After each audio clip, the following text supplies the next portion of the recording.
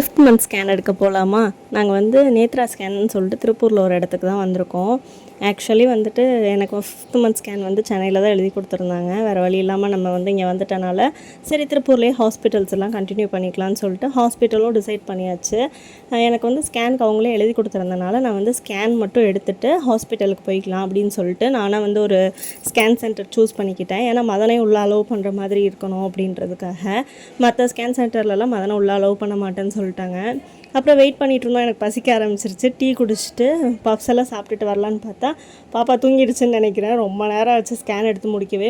கிட்டத்தட்ட 45 மினிட்ஸ் வயிறெல்லாம் போட்டு அழுத்துன்னு அழுத்தி எடுத்தாச்சு. பாப்பா வந்து சூப்பராக இருந்தது. அம்மா மதன் 2 பேரையுமே பார்க்க விட்டாங்க. ஸ்பைனு கை கால் எல்லாமே சூப்பராக தெரிஞ்சது. ப்ளஸ் 3D ஸ்கேன் வேறு எடுத்திருந்தோம். பார்க்கவே அவ்வளோ ஹாப்பியாக இருந்தது. அதே மாதிரி வந்து அதுக்கு அடுத்த நாள் வந்து நாங்கள் ஹாஸ்பிட்டல்லையும் போய் பார்த்துட்டு வந்துட்டோம். ஹாஸ்பிட்டல்லையுமே குழந்தையெல்லாம் நல்லாயிருக்கு, சுகர்லாம் எதுவுமே இல்லை அப்படின்னு சொல்லிட்டாங்க. அதெல்லாம் கேட்டதுக்கப்புறம் தான் நிம்மதியாக இருந்துச்சு. நெக்ஸ்ட் மந்த் செக்கப் வாங்கன்னு சொன்னாங்க. இந்த சந்தோஷத்துலேயே மதன் எனக்கு மல்லிகைப்பூ வாங்கி கொடுத்தாங்க. ரொம்ப ஹாப்பியாக இருந்தது. பாய் கைஸ், நாளைக்கு இன்னொரு வீடியோவில் பார்க்கலாம். மறக்காமல் சேனலை சப்ஸ்கிரைப் பண்ணிக்கோங்க.